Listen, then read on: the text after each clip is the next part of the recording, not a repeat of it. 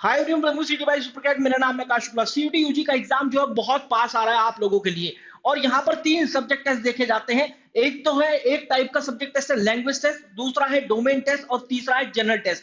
अगर मैं domain test की बात करूं तो डिटेल सिलेबस अवेलेबल है हर एक वेबसाइट पर और ऑफिशियल वेबसाइट पर भी। लेकिन अगर मैं बात करूं लैंग्वेज टेस्ट की और हमारा दूसरा है जनरल टेस्ट की, तो इन दोनों लैंग्वेज टेस्ट और जनरल टेस्ट का सिलेबस जो है वो डिटेल में अवेलेबल नहीं है। और जो सिलेबस दिया हुआ है कुछ ही हेडिंग्स में या कुछ ही पॉइंटर में सिलेबस दिया हुआ है। तो लेकिन यहाँ पर जो क्वेश्चन पूछे जाते हैं वो बहुत सारे टॉपिक से आते हैं। आपके लिए जानना जरूरी है कि यार प्रीवियस ईयर पेपर में कौन कौन से टॉपिक से क्वेश्चन आए थे, कितने नंबर ऑफ क्वेश्चन थे, क्वेश्चंस का लेवल क्या था। Complete previous year paper analysis आपके पास होनी चाहिए so that you can make your plan accordingly for general test and language test. Start करते हैं हमने इस बहुत ही महत्वपूर्ण वीडियो को। देखिए दोनों, अगर मैं सेक्शन की बात करूं बहुत ही इंपॉर्टेंट है क्योंकि यहाँ ये जो है मोस्ट कॉम्पिटिटिव है, मोस्ट कॉम्पिटिटिव सेक्शन है। इनके अंदर सक्सेस रेट भी सबसे कम देखा जाता है। लास्ट ईयर की बात करूं तो 0.005%, 0.0012% का सक्सेस रेट यहाँ पर देखा गया है। सक्सेस रेट मतलब जितने नंबर ऑफ स्टूडेंट 100% लेकर आते हैं और सबसे ज्यादा बच्चे भी यहीं बैठते हैं। चलिए स्टार्ट करते हैं। सबसे पहले हम देखते हैं यहाँ पर जनरल टेस्ट में आपको पता है कितने नंबर ऑफ क्वेश्चन आते हैं। जनरल टेस्ट की बात करें 60 नंबर ऑफ क्वेश्चन है और आपको 50 करने होते हैं। 60 में से आपको 50 करने होते हैं। लैंग्वेज टेस्ट की बात करें तो आपको यहाँ पर 50 क्वेश्चन देखने के लिए मिलेंगे और आपको 40 करने पड़ेंगे। तो यहाँ पर मैं इंग्लिश लैंग्वेज की एनालिसिस आपके लिए लेकर आया हूं और जनरल टेस्ट की। देखिए सबसे पहले मैं इंग्लिश लैंग्वेज की बात करूं, सिनोनिम एंटोनिम्स और आपके वोकैब्स जो है बहुत इंपॉर्टेंट है। सिनोनिम एंटोनिम्स पिछली बार 2 से 3 क्वेश्चन देखे गए थे। देखिए बहुत सारे दिनों में बहुत सारी शिफ्ट के अंदर पेपर होता है, थोड़ा बहुत ऊपर नीचे होता रहता है लेकिन मोर और लेस एनालिसिस इस तरह की रहती है। रीडिंग कॉम्प्रिहेंशन, देखिए रीडिंग कॉम्प्रिहेंशन की बात करूं तो सिलेबस के अंदर फैक्चुअल, नैरेटिव, लिटरेरी देखा है लेकिन पोइट्री, एक्सट्रैक्ट या फिर पोएम बेस्ड पैराग्राफ भी पूछे जाते हैं और पूछे गए हैं। लास्ट ईयर 3 थे, ये को टोटल मिलाकर 3 रीडिंग कॉम्प्रिहेंशन थे। Direct indirect speech, direct indirect speech और एक्टिव पैसिव वॉइस बहुत ज्यादा बच्चों को परेशान किया लास्ट ईयर। हर एक शिफ्ट के अंदर मतलब ऑलमोस्ट सभी शिफ्ट के अंदर सभी दिनों में ये देखे गए। डायरेक्ट इनडायरेक्ट स्पीच 3 क्वेश्चन और एक्टिव पैसिव 6 क्वेश्चन। तो कई बार डायरेक्ट इनडायरेक्ट से 5 क्वेश्चन बन गए, एक्टिव पैसिव से 5 क्वेश्चन बन गए। इस तरह का वेटेज भी देखने के लिए मिला है। अगर 5 नंबर ऑफ क्वेश्चन मिले, मतलब अगर यहाँ पर 3 है तो उसका मतलब ये 15 नंबर का आया है। अगर ये 6 है तो उसका मतलब ये 30 नंबर का आया क्योंकि हर एक मार्क क्वेश्चन जो है वो 5 मार्क्स का है। तो इतने ज्यादा वेटेज कैरी किया डायरेक्ट, इनडायरेक्ट और एक्टिव पैसिव वॉइस ने। इडियम फ्रेजेस काफी इंपॉर्टेंट, 2 से 3 question. Books and author 2 question, फिर नरेशन से 2 क्वेश्चन और सेंटेंस फॉर्मेशन 3 से 5 क्वेश्चन आपके देखे गए। तो बहुत इंपॉर्टेंट ये टॉपिक्स हैं जो लैंग्वेज में। अगर आप देखोगे, देखो यहाँ पर ये आरसी का पार्ट है, बाकी सब देखा जाए मोटा मोटा सिनोनिम एंटोनिम हो गया, चलो ये वोकैब का हो गया, बाकी सारा का सारा ग्रामर का है। तो इंग्लिश लैंग्वेज जो है और तो सिलेबस के अंदर नहीं दिया हुआ लेकिन मैं बता देता हूं कि आपको कंप्लीट ग्रामर पढ़ना पड़ेगा, चाहे आप एसपी बख्शी उठाओ या फिर कोई सी भी किताब उठा लो, ठीक है। तो कंप्लीट ग्रामर आपको पढ़ना पड़ेगा। फिर इसके बाद यहाँ पर हमने वोकैब से देखे 2 क्वेश्चन, रीअरेंजमेंट से 2 से 3 क्वेश्चन आए। और तो रीअरेंजमेंट जो था इतना डिफिकल्ट लेवल का नहीं था, ये इजी टू मॉडरेट देखा गया था। इजी टू मॉडरेट, अगर किसी बच्चे को थोड़ा सा सेंस समझ में आता है, मतलब सेंटेंस पढ़ के समझ में आता है कि एक्चुअल में ऑथर क्या कहना चाह रहा है या फिर एग्जामिनर क्या कहना चाह रहा है जिसने एग्जाम सेट किया है या पेपर सेट किया है, तो आराम से सेंटेंस को रीअरेंज कर सकता है। एडजेक्टिव, वन वर्ड सब्स्टिट्यूशन और फिलअप्स, यहां से 5 से 6 क्वेश्चन देखे गए। फिलअप से कई जगह यहां पर 3 क्वेश्चन भी आए, कई जगह 4 क्वेश्चन भी आए। मैच द कॉलम में ज्यादातर केसेस में, बहुत ध्यान से सुनिएगा, मैच द कॉलम में ज्यादातर केसेस में वर्ड मीनिंग देखे गए, वर्ड मीनिंग देखे गए। और कई बार इस तरीके से देखा गया कि एक पूरा सेंटेंस है उसका एक वर्ड जो है वो कैसे बनता है। तो भाई मैच द कॉलम में 4 क्वेश्चन देखे गए, लगभग मतलब 20 मार्क्स का इसका वेटेज कैरी किया।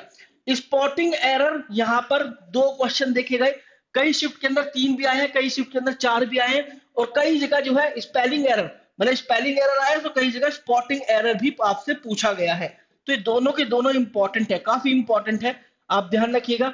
अगर स्पॉटिंग एरर और स्पेलिंग एरर दोनों करके चले जाते हो तो चांसेस है कि 20 से 22 नंबर तक का आपका पेपर पक्का हो जाए, ठीक है। बाकी 10-15 नंबर का तो पक्का है ही, आता ही आता है। एनालॉजी यार हमेशा आ रही है, 2022 के अंदर भी आई और 2023 के अंदर भी आपको देखने के लिए मिली। टेस्ट आइडेंटिफाई यहाँ पर 1 से 2 क्वेश्चन। इस तरीके से इंग्लिश लैंग्वेज का 200 मार्क्स का पेपर बना था और इसी तरीके मोरलेस क्वेश्चन देखे गए, एक दो टॉपिक्स इसमें फालतू आए या फिर वेटेज थोड़ा सा ऊपर नीचे होती रही। फिर इसके बाद हम आते हैं जनरल टेस्ट। जनरल टेस्ट में आप लोग जानते हैं quantitative aptitude QA, reasoning ability RA और आपका जीके एंड करंट अफेयर, ये तीनों मिलाकर जनरल टेस्ट का पेपर बनता है। और यहां पर क्या एक मोटी मोटी बात बताऊं, जीके एंड करंट अफेयर की जो वेटेज है ये लेस देन है क्वांट और रीजनिंग से, ठीक है, क्वांट एंड रीजनिंग से। मतलब अगर आपके 60 सवाल हैं तो कई बार 40 क्वेश्चन 45 क्वेश्चन यहीं से बन जाते हैं। तो क्वांट और रीजनिंग जिसने पक्का कर रखा है उसके जनरल टेस्ट में नंबर अच्छे आने के चांसेस ज्यादा हैं, ठीक है। लेकिन अगर आपको 100 परसेंटाइल लेकर ही आना है, क्योंकि सीयूटी एग्जाम में बोलबाला उसी का है जिसका 100 परसेंटाइल आता है, तो हर एक सवाल को सही करना जरूरी है और कोई भी सवाल स्किप नहीं करना है। इस वजह से जीके एंड करंट अफेयर की वेटेज अपने आप में काफी ज्यादा बन जाती है, मतलब इसका जो महत्व है काफी बन जाता है।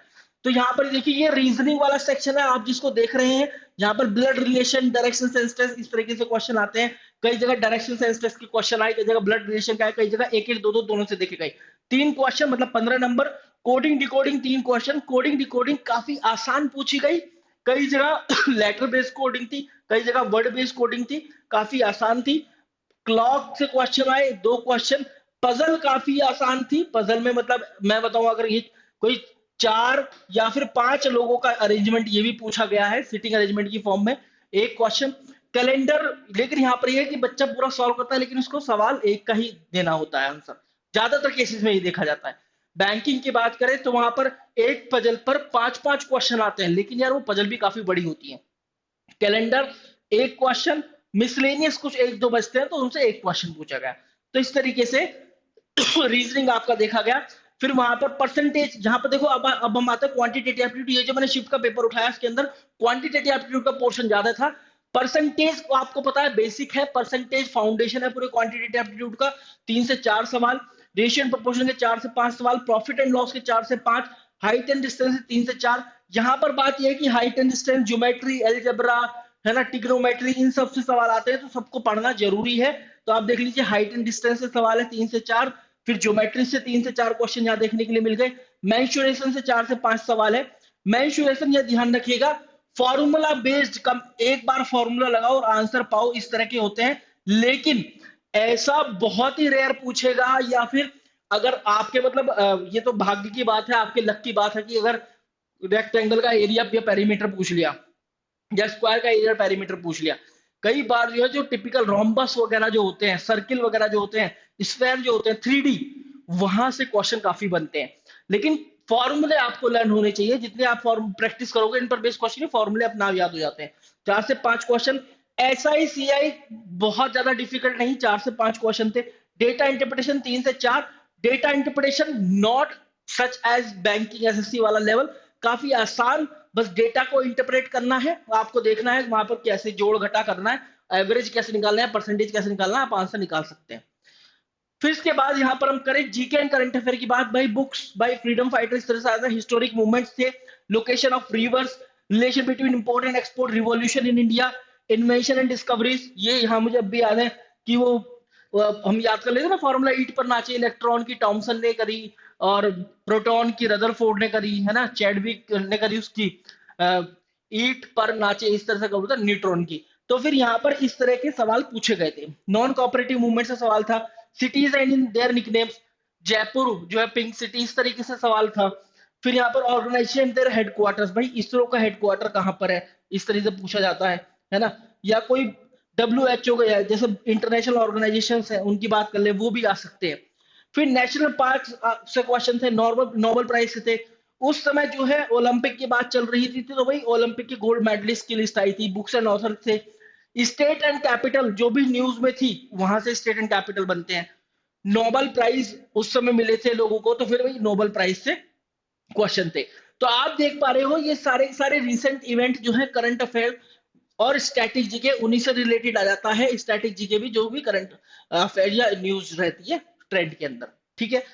So this is the complete analysis guys. I hope कि this video will be very useful for you. So आप लोग लाइक कीजिएगा, शेयर जरूर कीजिएगा, सब्सक्राइब जरूर कीजिएगा चैनल को अगर आप लोग नए हैं तो। अगर आप लोगों को नहीं पता है तो हम बता देते हैं, आप लोगों के ऑलरेडी क्रैश कोर्स लॉन्च कर दिया। www.toprankers.com पर जाना है इस क्रैश कोर्स को ज्वाइन करने के लिए। फिर ये रहा क्रैश कोर्स, इस पर क्लिक करेंगे तो फिर आपको इसी तरीके से सब्जेक्ट टेस्ट चूज करने हैं जिस तरीके से आपने अपने सीयूटी के एग्जाम में, जैसे इंग्लिश भरा है, जनरल टेस्ट भरा है, हिस्ट्री, ज्योग्राफी, पॉलिटिकल साइंस आपने भरा है, तो फिर आप जाकर यहाँ पर प्रोसीड टू पेपर बटन दबा सकते हैं और फिर एक कोड आप यहाँ पर अप्लाई कर सकते हैं CUET 2024, क्योंकि आप 2024 की तैयारी कर रहे हैं और आपको यहाँ पर देखिए लगभग 2000 रुपए का डिस्काउंट भी मिल जाएगा। 9521 का ही पड़ेगा। मेंटरशिप मिलेंगी, बुक्स भी भिजवाई जाएंगी, ऑनलाइन लाइव क्लासेस है हर एक सेक्शन की, और ऑनलाइन का काउंसलिंग सपोर्ट भी आपको यहाँ पर मिलने वाला है। काफी अच्छा ये बैच है, बच्चे काफी एनरोल कर रहे हैं and they are very happy with this batch. तो आप लोग भी एनरोल कर सकते हैं और अपना जो यूनिवर्सिटी का सफर है उसके लिए एक कदम और आगे बढ़ सकते हैं। Thank you very much guys.